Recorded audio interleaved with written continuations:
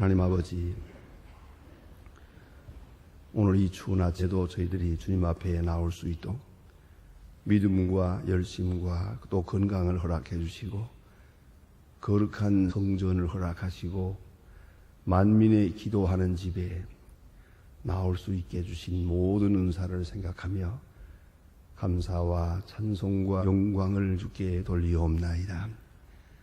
미련하고 우한 저희들에게 지혜를 주시고 그리고 약하고 세상의 유혹에 쉽게 넘어지는 저희들을 이만큼 강하게 해줘서 오늘도 규례를 따라 주님 앞에 나와 기도하며 찬송하고 은혜 가운데 하루를 시작하게 하심을 감사합니다. 하나님 아버지, 우리의 날이 얼마인지 알 수 없습니다. 그러나 분명한 것은 지난 살아온 시간보다 앞에 남은 시간은 짧습니다. 임산부가 해산할 시간이 가까워오는 것처럼 결정된 시간이 우리 앞에 가까워오고 있음을 우리는 알고 있습니다. 주께서 우리를 부르사 요단강을 건너가는 바로 그날 아침까지도 주님 앞에 나올 수 있도록 우리의 꾸준한 믿음과 신앙적 의지와 필요한 용기와 능력을 더하여 주시옵소서. 그리고 주님 앞에 설 때 조금 더 부끄러움 없이 설 수 있고 주님의 크신 칭찬을 받을 수 있는 저희들에게 하옵소서. 잘했다 칭찬할 수 있는 그러한 믿음 생활할 수 있게 도와주시옵소서. 땅에 쌓는 물보다 하늘에 쌓는 재물이 더 많게 하옵소서. 이제 나를 위해 쓰는 것보다 남을 위해 섬기는 것이 더 많게 하옵소서. 내 마음을 기쁘게 하기보다 다른 사람의 마음을 기쁘게 하며 그렇게 위로하며 그렇게 많은 사람에게 필요한 그러한 은혜의 사람으로 살아가게 하옵소서. 우리가 어디든지 주님과 동행할 수 있고 우리 마음에는 참 평화가 깃들게 하옵소서. 성령 안에서 교제하고 성령 안에서 듣고 성령 안에서만 말하게 하옵소서. 사람들이 나를 뭐라고 하는지를 신경 쓰지 않게 하시고 하나님이 나를 어디로 부르셨는지 생각하게 하옵소서. 하나님 아버지, 내 정성과 진실을 다해서 주님 앞에 바로 서는 오늘이 되고 남은 해가 되게 하여 주시옵소서. 오늘도 하나님의 말씀을 바로 전하고 또 듣게 하옵소서. 사람의 말로가 아니라 하나님의 말씀으로 들으며 이 속에서 기도의 응답을 받으며 또 내가 살아가야 할 길을 찾기도 하며 때로는 내 사업의 지혜도 얻게 하옵시고 이 말씀을 통하여 큰 위로를 받고 힘을 얻는 중에 또한 병든 몸도 건강하게 회복될 수 있게 하옵소서. 또 내 문제만 아니라 가정의 문제, 사업상 문제도 다 기도하는 중에 해결을 보게 하여 주시옵소서. 하나님 아버지, 저희 교회가 교회된 참 본분을 다하게 하옵소서. 선교적 사명 그리고 가정에 있는 모든 문제를 해결한 그런 교회가 되기도 하며 이 사회의 복잡한 문제들이 우리 교회로 인해서 풀려나갈 수 있게 그러한 큰 능력을 행한 교회가 되게 하옵소서. 하나님 아버지, 이 교회를 진심으로 섬기는 자에게 한없는 복을 내리시옵소서. 하나님 아버지요, 또한 이 나라를 보시고 이 민족 위에 큰 은총을 베푸시옵소서. 지금 여러 가지 혼란한 가운데 있고 불확실한 미래로 인하여 불안에 떨고 있습니다. 하나님, 이 민족에 가는 길을 인도하옵소서. 지도자들에게 지혜와 총을 주시고 주님께서 친히 강한 손으로 이끄시사 그 생각과 뜻을 주장하시고 뜻이 하늘에서 이루어진 것 같이 땅에서도 이루어지를 기도합니다. 이 나라, 이 민족이 주 앞에 기뻐하시는 바 되고 이 말세의 선교적 사명을 감당하는 그런 귀한 민족 되게 하여 주시옵소서. 하나님 아버지, 저 북녘 땅에도 원총을 더하시고 완악한 마음을 속히 녹여주시옵소서. 인간적인 노력은 이제 한계에 왔습니다. 주께서 힘의 역사해 주셔서 북녘 땅에 철의 장막을 거두어 주시고 참 자유함이 있게 하시고 말마다 무너진 재단을 다시 쌓을 수 있고 주님의 거룩한 역사가 이루어지기 바라며 더 이상 굶어 죽는 어린이들과 또한 억압 속에서 그렇게 목매어 하나님의 말씀을 사모하면서 죽어가는 심령들이 없게 해 주시옵소서. 하나님 아버지, 어서 속히 주의 뜻을 나타내 주시옵소서. 그리고 우리가 해야 할 도리가 무엇인지 알게 하시고 그것을 다 하게 하옵소서.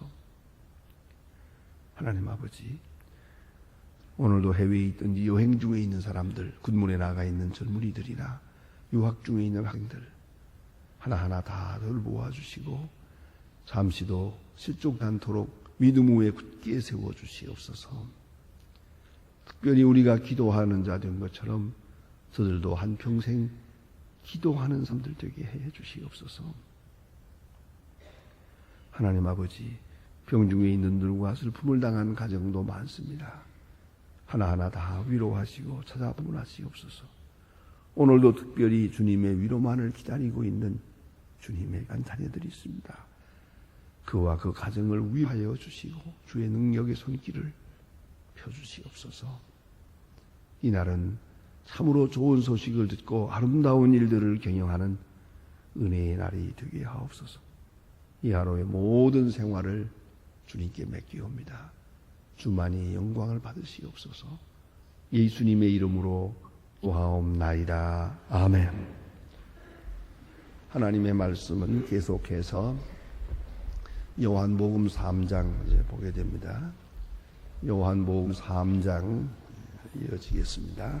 22절로부터 보게 됩니다.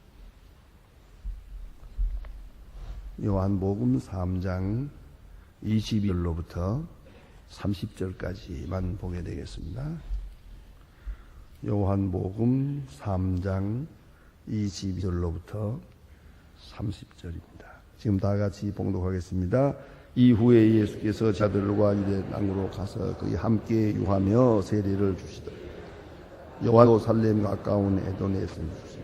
거기 물들이 많음이라 사람이 와서 세례를 받더라. 요한이 아직 옥에 갇히지 아니하였더라. 이 요한의 제자 중에 한 대인으로서 더불어 결례를 대하여 변론하였더니 저희가 요한에게 와서 랍비여, 선생님과 함께 요단 여편에 있던 곧 선생님이 증거하시던 자가 세례를 주매 사람이 다 그에게로 가더이다.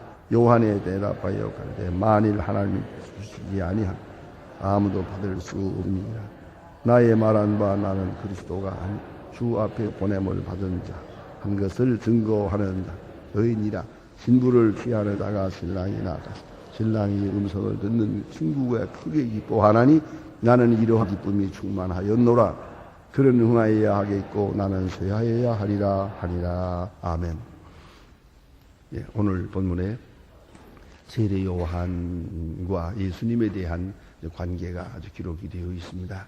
이것은 어디까지나 예수님과 세례 요한이 만나는 그런 장면에서 이루어진 말씀입니다만은 이 세례 요한이 가진 삶의 자세라고 하는 것은 참으로 모범적이고 또한 어쩌면 우리 현대인의 모든 심리적 문제를 해결해 주는 귀한 말씀이기도 합니다. 자, 이제 세례 요한은 예수님보다 6개월 먼저 세상에 왔고 또 먼저 나와서 광야에서 외치는 그런 주의 길을 예비하는 자가 되어 있었습니다. 이제 그는 자기를 따르던 제자들을 예수님에게 양보해 드렸습니다.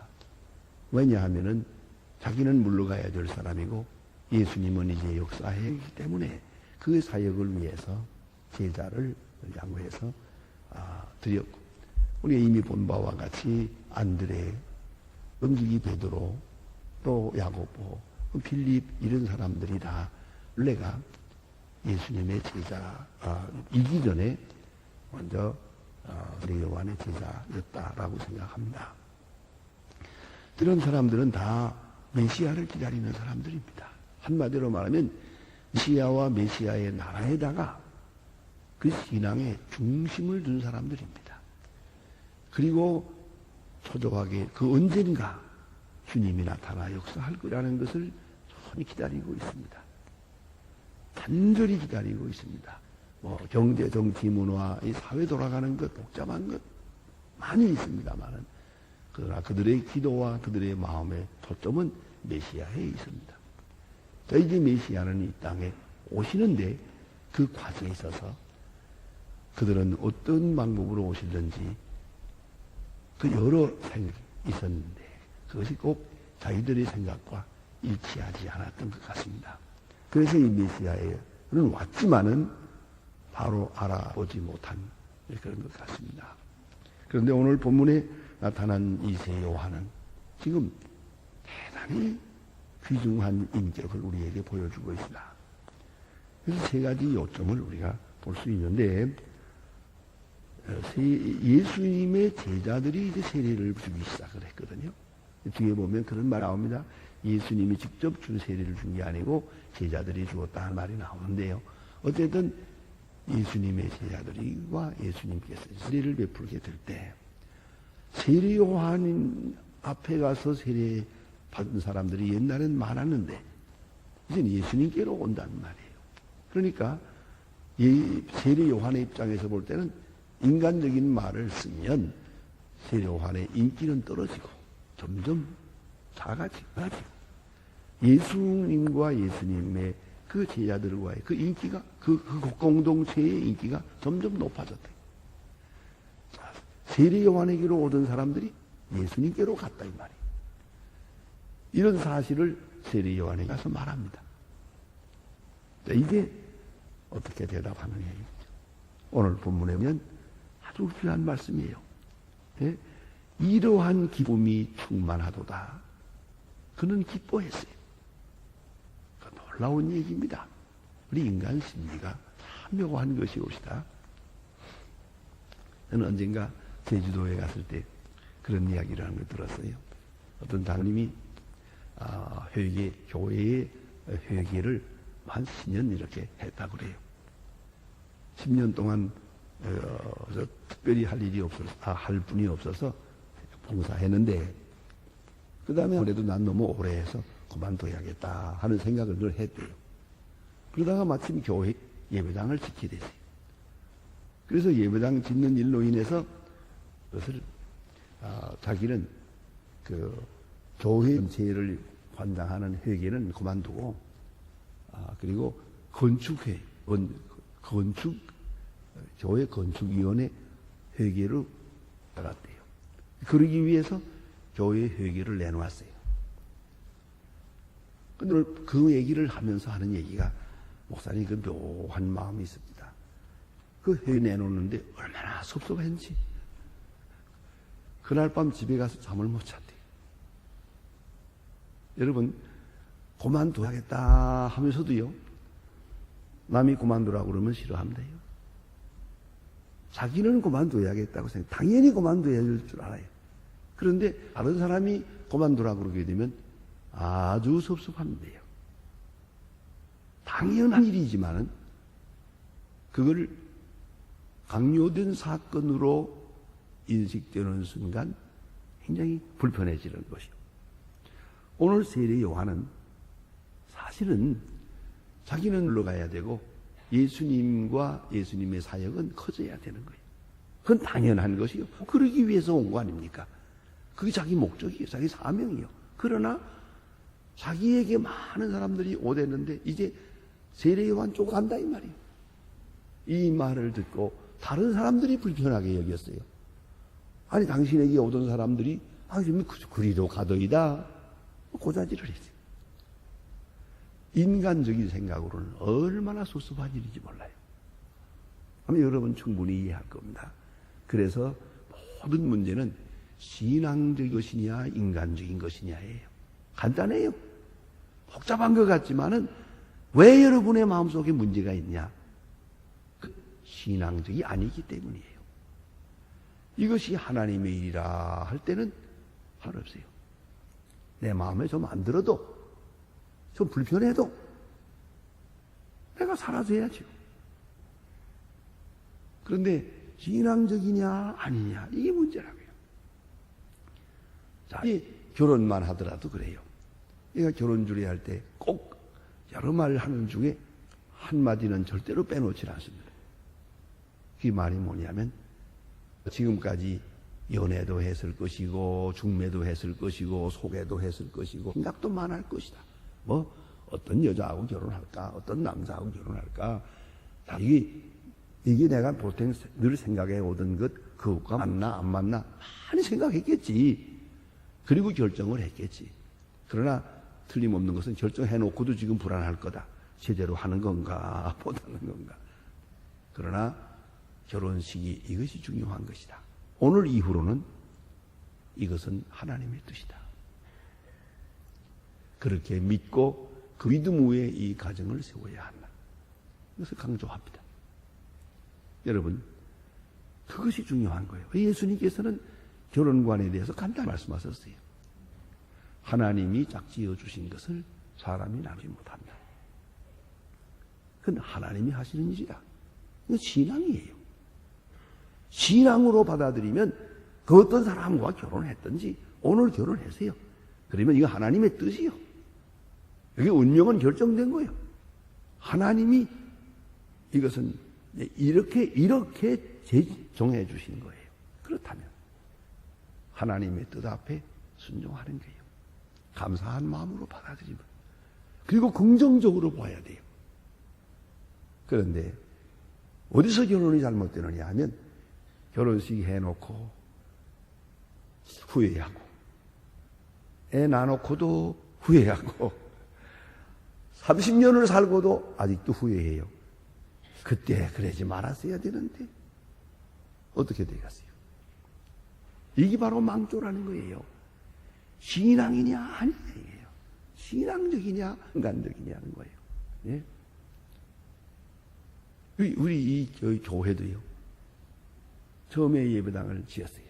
어린 가운데 예배당을 지었는데 교인들이 너무 많이 와서 도저히 감당할 수가 없었어요. 이건 뭐 좀 불편하지만 우리가 애써서 중축을 해야겠다. 원래는 걸어버리고 다시 지려고 했대요. 그러나 좀 여러 가지 어렵다고 해서 이제 중축을 하기로 했어요. 그 중축할 때 결정을 했어요. 결정하면 이제 하나님의 뜻이에요. 이건 하나님의 뜻을 준 것이에요. 그런데 결정해놓고 또 후회하는 거예요. 이거 잘못했다. 교인들은 계속 모이는데 어떤 분들께서요. 이 교회의 부흥은 하나님의 뜻이에요. 그걸 알아들여야 돼요. 그런 거로 우리는 어떻게든지 오시는 들을 수용하도록 공사해야 돼요. 그런데 이게 무지할 것도 아닌데 이걸 제한해야겠다. 그것 때문에 문제가 될 거예요. 이것이 하나님의 뜻이냐 아니냐. 인간적이냐 하나님의 뜻이냐예요. 하나님의 뜻을 받을 때는 no comment. 여기 뭐 이유 없어요. 이제 미국 나가야 되고 모든 것을 긍정적으로 생각해야 되거든요. 그런데 끝까지 부정적으로 생각하는 사람이 있어요. 이게 바로 인간적인 거예요. 그런데 오늘도 우리 모든 사건에 있어서 이것은 하나님의 뜻이다. 내 마음에 좀 안 들고 인간적인 생각으로서는 좀 다르게 생각할 수도 있어요. 하지만 하나님의 뜻이라 생각하는 믿음으로 보는 사람은 아무 문제가 없어요. 그래서 신앙적이냐 인간적이냐 그것만이 문제예요. 인간적인 문제는 끝도 없어요. 이 하는 사람이 다 각각 달리 생각해요. 이렇게도 생각하고 저렇게도 생각하고 아무 일도 할 수가 없어요. 우리 마음속에 있는 번민 아마 한평생 끊어지지 않을 거예요. 저렇게 생각하면 이랬으면 좋았을 걸 저랬으면 좋았을 걸 생각이 있죠. 누구에게나 있지요. 그러나 이것은 하나님의 뜻이다 할 때 우리는 한 마음 한 뜻이 되어서 이것을 준행해 나가는 것이죠. 오늘 여기 보면 하나님이 주시자 하늘로부터 주시지 않았다면 사람이 아무것도 할 수 없느니라. 하늘로부터 하나님이 주신 바다입니다. 저기 예수님과 그 공동체가 지금 세례를 베풀고 있는데 하나님이 하시는 일이에요. 그런 거로 우리는 이에 대해서 가부를 말해서는 안 된다. 하나님이 세우셨다. 하나님이 저분을 세우셨어요. 하나님이 저분을 보냈어요. 하나님이 저분을 통해 역사해요. 하나님이 이 교회를 세웠어요. 하나님이 자기 하고자 하시는 일을 오늘 이루어 가고 계세요. 그 큰 물결이 가고 있어요. 그러면 우리는 거기에 편성해야 돼요. 거기에 협력해야 돼요. 바로 그것만이죠. 하나님이 하시는 일, 하나님이 세우신 사람, 아주 중요한 게 그 믿음만이 모든 문제를 편안하게 해결할 수가 있어요. 그 다음에는 두 번째 문제는 내가 누구냐 하는 것이죠. My position, my function. 내 위치가 뭐예요? 내가 할 일이 뭡니까? 참 세례 요한은 생각해요. 나는 물로 세례를 주는 사람이에요. 주의 길을 예비하는 사람이에요. 여기까지가 내가 할 일이요. 내가 할 일 다 했으면 사라져야죠. 사람들이 많이 모인다. 내가 메시아인 척 해도 안 되고 내가 내 일이 주제 넘어는 안 되는 거예요. 언제나 고리지 말아야 돼. 내 할 일 내가 해야 돼. 내 할 일 그건 그가 할 일이요. 보면 남의 일 비판하느라고 자기 일 못해요. 자기 일은 아무것도 없어요. 생각하면 아무것도 한 게 없어요. 그리고 남의 얘기만 하고 앉는 거예요. 이게 얼마나 잘못된다는 걸 알아야 돼요. 되게 보세요. 자기 일에 충실하다 보면 남의 일 생각할 것 없어요. 바빠요. 내가 내 할 일 하기 바빠요. 남의 일 뭐 이러고 저러고 할 게 없는. 우리는 각각 자기가 맡은 바가 있어요. 내가 할 일 내가 해야 돼요. 거기에 열심히 할 것이요. 그것만 할 것이요. 다른 사람 어떻게 되는가 생각할 것 없어요. 세례 요한은 예수님 앞에 왔어요. 앞서 와서 길을 예비하는 사람이에요. 요단강에서 세례를 주었어요. 예수님을 만나서 예수님에게도 세례를 베풀었어요. 거기까지가 저가 할 일이에요. 이제 예수님이 어떻게 하는지, 예수님이 어떻게 세례를 베푸는지, 앞으로 어떻게 큰 역사를 이루는지 나는 바라보고 위에서 기도할 뿐이에요. 그건 내가 할 일이 아니에요. 내가 간섭할 일이 아니더라 이 말이에요. 그래서 언제나 내가 할 일 내가 하는 것이다. 내가 할 일을 다 하는 것이다. 어느 사이에 내가 할 일은 하지 않고 남의 일을 가지고 뭐 시비를 불어요. 그것처럼 맹랑하고 어리석은 일이 없어요. 그럴 때 나 자신을 잃어버리는 거예요. 내 페이스를 잃어버리게 된다고 말이에요. 내가 할 일만 내가 해야 한다. 세례 요한은 그걸 생각했어요. 그 다음에 본문에 보니 너무 귀한 것이 있어요. 예? 너는 흥하여야 하겠고 나는 쇠하여야 할 것이다. 마치 신랑의 친구가 기뻐하는 것 같다. 옛날에 그 들놀이가 있었거든요. 신랑의 친구가 신랑 장가 보내기 위해서 수고를 많이 해요. 그러다가 신랑이 오고 친부가 오고 이래서 장가가 가될 때 신랑의 친구는 기뻐해요. 자기가 장가가는 거 아니에요. 자기는 수고만 하는 것이지. 그러나 만약 신랑 친구가 결혼식에 가서 자기 친구의 결혼하는 걸 질투한다면 계세요. 여러분, 세상의 마음속에 제일 무서운 죄가 질투라는 죄예요. 이건 에덴 동산부터 내려오는 뿌리 깊은 죄예요. 시기, 질투. 그걸 생각해야 합니다. 그거는 내가 의식하지 못할 가 많아요. 가만히 보세요. 깊이 탐구해보면 전부 질투뿐이에요. 시기 질투라는 게 뭡니까? 그것은 상적 가치에서 오는 것이에요. 내가 하나님 앞에 나 자신만 생각하면 아무 문제도 없는데 다른 사람하고 비교하는 거예요. 다른 사람을 보면서부터 이 배가 뒤틀리는 거예요. 난 나대로 살면 돼요.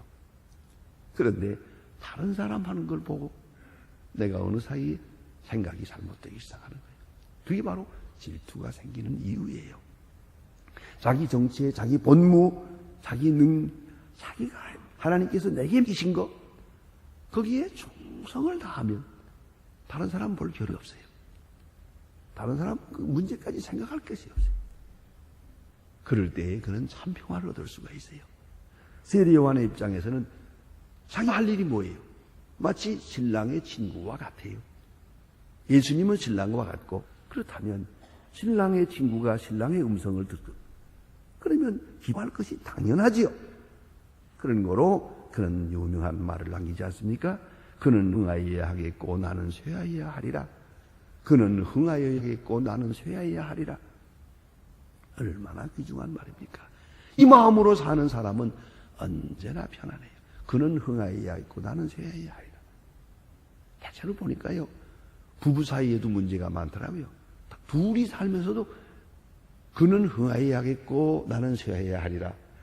그래야 돼가는데 꼭 뒤집혀요. 그는 망하더라도 나는 흥해야겠다. 내 명예 챙겨야겠고 내 존재를 살려야겠고 내가 잘 되어야겠고 그런 말이에요. 그래서 애들이 이렇게 부모 사이에서 자라는데 그때도 보면 아버지를 높이면서 너의 아버지는 훌륭한 분이다 이렇게 얘기해야 애들이 바로 크겠는데 꼭 거기서 반대로 제발 네 애비 닮지 마라 이렇게 말해요. 아버지를 낮추고 자기를 높이고 또 아버지는 또 하는 말이 너 어머니 형편없다. 내가 어쩌다 너 어머 만나서 고생하고 산다마는 이래가면서 자기를 높여달라고. 나는 뭐 듣고 우리 가문이 어떻고 말이에요. 그런 양쪽을 이렇게 보면서 보니까 둘 다 형편없구만 그렇게 생각해요. 이 되겠어요? 그 두 사이에도 그게 있다니까요. 어쩐지 나는 좀 물러는 마음으로 나는 쇠야에 가는 입장이더라도 상대방을 높여서 그는 흥하여야 하겠고 나는 쇠하여야 할 것이다. 모든 일에서 이같이 생각하면 그의 마음에 참 평화가 있습니다. 어떤 소문 들어도 문제가 없어요. 오늘 세례 요한처럼 이런 자세로 사는 사람은 어떤 소문을 들어도 문제가 안 돼요. 배가 아플 것도 없고 들을 것도 없어요. 그런데 이게 생각이 잘못돼가지고 저는 망해야겠고 나는 흥해야겠다. 저를 망하게 하라도 나는 살아야겠다. 이게 문제라니까요. 이 세례 요한의 위대한 철학을 한번 이해해 보세요. 그는 흥하여야겠고 나는 내가 하리라. 하나님이 세우신 분이다. 나는 내가 해야 할 일이 있을 뿐이다. 나는 내가 할 일만 내가 하는 것뿐이다. 너는 흥하여야 하겠고 나는 쇠할 것이다. 그것은 당연한 것이고 아니 이건 내가 기뻐하는 것이다. 내가 기뻐하는 것이다. 아시겠습니까? 기도하십시다.